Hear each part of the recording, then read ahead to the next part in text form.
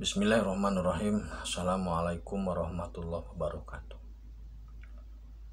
Dengan selalu memanjatkan puji dan syukur kepada Allah, semoga kita selalu ada dalam lindungan berkah dan ridho Allah Subhanahu wa taala. Subhanallah walhamdulillah astagfirullah Allahu akbar.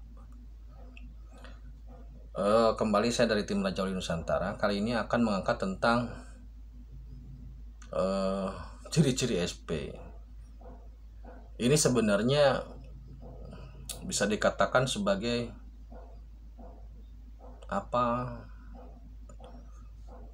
thriller ya, maksudnya bukan thriller, jadi comotan dari beberapa video sebelumnya. Jadi, karena sangat maksudnya cabutan lah, poin-poin cabutan dari video-video saya sebelumnya untuk menyambungkan saja. Sebagaimana yang saya sampaikan bahwasanya SP harus keluar tahun 2021 karena memang situasinya harus sudah keluar. Jika tidak keluar kondisi ini, siapa yang akan memperbaiki? Nah, untuk mengenali SP, maka hal yang pertama yang harus dilakukan adalah memperbaiki cara berpikir kitanya dulu. SP ini adalah sosok manusia, maka kita berpikirnya harus juga menggunakan nalar sebagai manusia gitu loh. Ternyata setelah saya pernah renungkan, yang membuat hijab itu tidak hanya Allah, tapi diri kita sendiri yang membuat hijab. Kita berpikir dalam benak kita bahwa SP adalah manusia setengah dewa, kemudian dimanai sebagai keturunan Sang Hyang itu, Sang Hyang ini. SP tidak sekolah, SP itu, SP ini. Jadi alam pikiran kita ternyata menghijab diri kita sendiri, sehingga kita sulit atau kesulitan dalam melakukan pengamatan atau meniteni lah sosok itu gitu. Jadi dalam otak kita itu sudah mengunci sendiri gitu. Jadi ketika dihadapkan pada fakta yang sesungguhnya, menolak gitu loh. Karena otak kita lah sebenarnya salah satu faktor yang menghijab sulitnya meniteni atau mengawasi lah sosok-sosok ini. Nah, cirinya begini. Yang pertama, dia laki-laki. SP, Ratu Adil, Imam Mahdi, M1, itu satu sosok. Dia laki-laki. Ratu Adil walaupun dia ratu tapi laki-laki. Ratu itu adalah penguasa untuk tanah Jawa.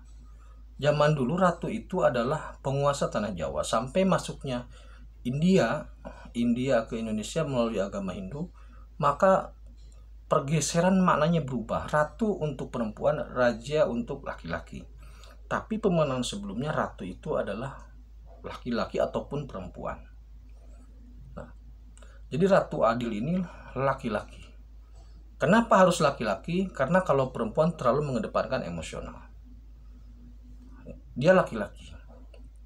Yang kedua, umurnya itu di atas 50. Kenapa harus di atas 50? Karena dalam filosofi Jawa, orang yang sudah di atas 50 itu seket. Seket itu kan 50. Seket itu senang ketu atau senang ikat lah. Jadi kepalanya itu sudah diikat, sudah ada kupluknya atau sudah ada pecinya. Maksudnya adalah orang yang sudah umur 50 itu cenderung stabil antara emosi, antara akal dan antara intelektual dan emosional itu cenderung stabil dan spiritnya sudah jadi. Kalau umur 50 sudah jadi spiritnya, bagi yang belajar ya, itu sudah jadi. Maka jika masih berpikir bahwa SP umur 18, umur 30, 26, sepertinya jauh. Karena apa? Situasinya sudah masuk. Jadi kondisinya sudah masuk, momennya harus sudah keluar, dan usianya harus di atas 50. Rasulullah ketika hijrah itu usianya 53, matang. Hijrah ke Madinah itu jadi Raja Rasul usianya 53. Itu jadi yang kedua, usianya 50-an, 50 lebih lah. Rasulullah 53 waktu hijrah ke Madinah. Kemudian yang ketiga, Dia Trah Jawa, keturunan dari Kalijaga dan Hamengkubuwono II, Kasunanan dan Kasultanan. Dia Jawa. Kenapa Jawa? Karena Jawa memiliki reputasi yang tinggi. Turunnya Nabi Adam, Gunung Lawu. Nabi Nuh, Ambarawa. Walaupun kemudian Nabi Nuh berlayar ya. Kemudian Nabi Daud, Solo. Nabi Sulaiman, Sleman. Itu real di spirit begitu. Kemudian selanjutnya Kasinungan. Jadi begini, SP ini bukanlah sinisihan wahyu. Sebenarnya Kasinungan itu didampingi. Kenapa didampingi? Kenapa tidak didapatkan? Berbeda. Kasinungan Wahyu Cakraningrat dalam video sebelumnya saya sudah sampaikan. Jadi SP nanti akan didampingi oleh sosok yang memiliki Wahyu Cakraningrat, yaitu Joko Tingkir, Kanjeng Joko Tingkir atau Kanjeng Sultan Hadiwijaya. Jadi didampingi oleh itu. Sehingga SP menginginkan semua tokoh itu terlibat gitu loh. Jadi tidak mau show off single fighter. Jadi dia kasinungan, bukan kesinisihan. Kalau sinisihan dia mendapatkan, kalau ini kasinungan didampingi oleh orang yang memegang Wahyu Cakraningrat yaitu Joko Tingkir, didampingi oleh pemilik Wahyu Cakraningrat yaitu Kanjeng Sunan Kalijaga. Kasinungan Wahyu. Kalau Mahkota Rama Hasabrata itu sebenarnya lebih pada sepak terjang.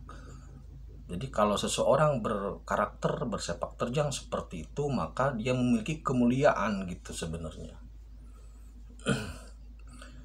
Senjata Trisula Weda, lah itu banyak makna lah, nggak usah nggak usah dibahas lah, nggak. Trisula Weda itu banyak, iman, Islam, ihsan itu terlalu banyak, terlalu luas bahasannya. Kemudian pusaka naga, pusakanya itu naga, pusaka naga itu ada 6. Dalam 6 karisma kekalian saya sudah sampaikan. Yang pertama Nogorojo itu nanti dipegang atau didampingi oleh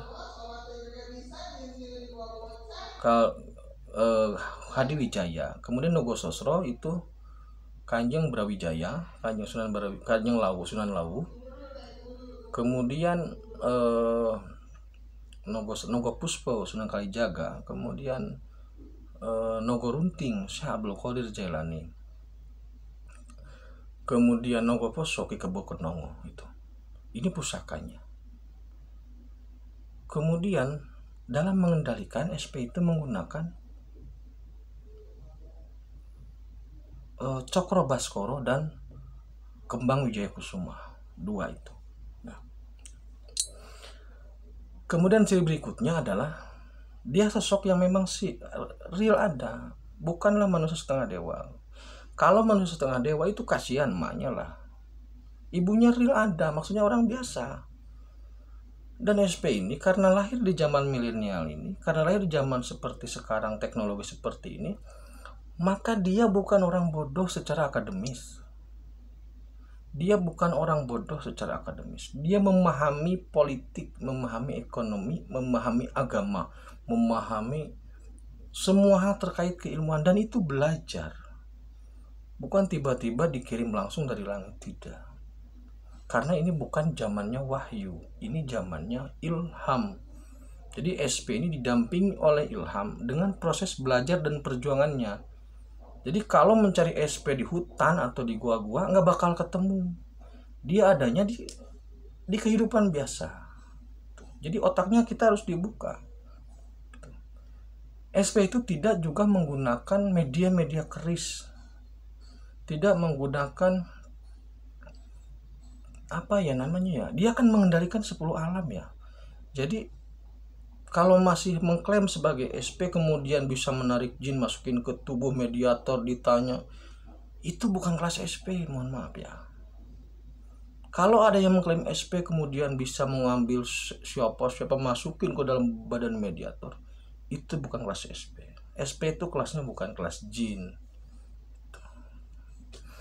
Itu SP bukan kelas jin. Kemudian ciri berikutnya,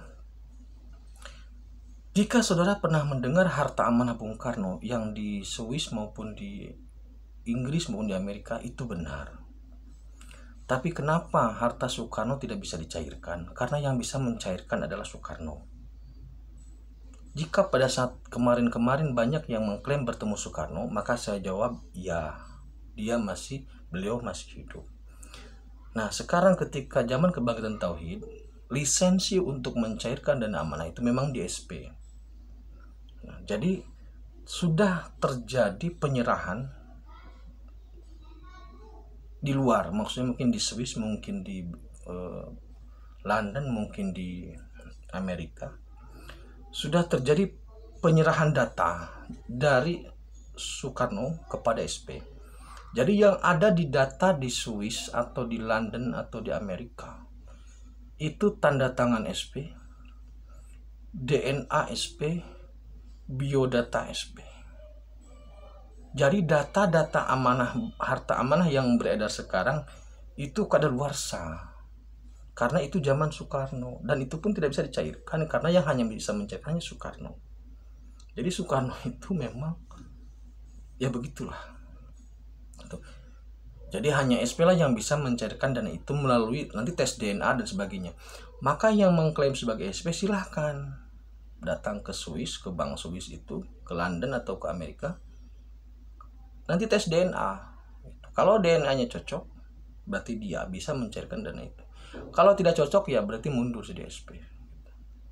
Itu terkait dana amanah yang ada di bank. Kemudian berikutnya adalah apalagi ya, intinya dia sosok biasa lah. Dia nggak pakai keris kayak gitu-gituan karena bukan kelasnya ya, bukan kelas keris, bukan kelas pedang, bukan kelas itu. Dia kasih nungan wahyu. Terima kasih. Akhirul kalam. Assalamualaikum warahmatullahi wabarakatuh.